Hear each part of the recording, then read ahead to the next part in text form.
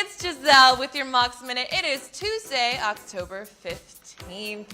So listen up, guys. Motorat, aka Mode Selector Plus Apparat, as you know, is coming out with a second album that we are all excited for. But get this, they're doing something pretty cool with the single Gita. They've partnered up with UNICEF and put together a music video that is going to be raising awareness for UNICEF's #EndViolence initiative. Aw, they're so nice. The goal of the #EndViolence initiative is to make the indivisible visible by ending violence, especially towards children, especially domestic violence. And take a look at the music video. Honestly, it is horrifically gorgeous. It is so touching and inspiring. It's looking at domestic violence, but through a child's eyes. Check out the video. Let us know what you think. On Twitter, @MOX_TV. You know where to find us, and use the hashtag #WhatMusicLooksLike. That's it for this minute. Stay tuned for more news. Hey guys, it's Giselle Ugardi with your MOX Minute. It is Tuesday, October 15th. So Pretty Lights' Derek Vincent Smith is on tour right now, and I thought that Danny Brown, hip-hop artist, would be a pretty cool addition. However, it seems like that relationship is kind of over before it barely began. Here's what went down after the crowd wasn't really feeling Danny Brown's performance, not to mention the speakers kind of sucked. He threw the microphone into the audience. It was not a token of affection, I can tell you that. Pretty Lights expressed via Twitter how he thought that, quote, shit was weak and, quote, my bad for letting it go down, which in his defense was actually about the sound system and the crowd. Danny Brown was not having it. He went ballistic on Twitter and decided to ultimately take the night off, and the rest of the nights after that on the tour. Yeah, that's right, he's done. Danny Brown fans probably a little disappointed. Pretty Lights fans probably a little relieved.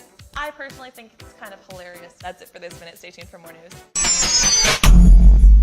Hey everyone, it's Giselle Ugardi with your MOX Minute. It is Tuesday, October 15th.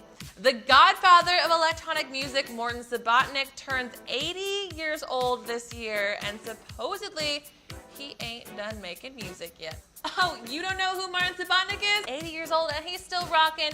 This guy made his first album in 1967, Silver Apples of the Moon. This was the first piece of electronic music that was commissioned by a record label, and he created it on the first synthesizer that was small enough to fit on a table, believe it or not. Basically, the dude gave birth to EDM. He was the first artistic director of Manhattan nightclub Electric Circus. And he doesn't want to slow down. He wants to keep innovating, expanding, apps, books, gadgets, so much more. Check out his interview on Q2 Music. I personally can't believe that EDM dates back to the 60s. What do you think music looked like back then? Tweet us @MOX_TV. You know the hashtag, #WhatMusicLooksLike. That's it for this minute. Stay tuned for more news.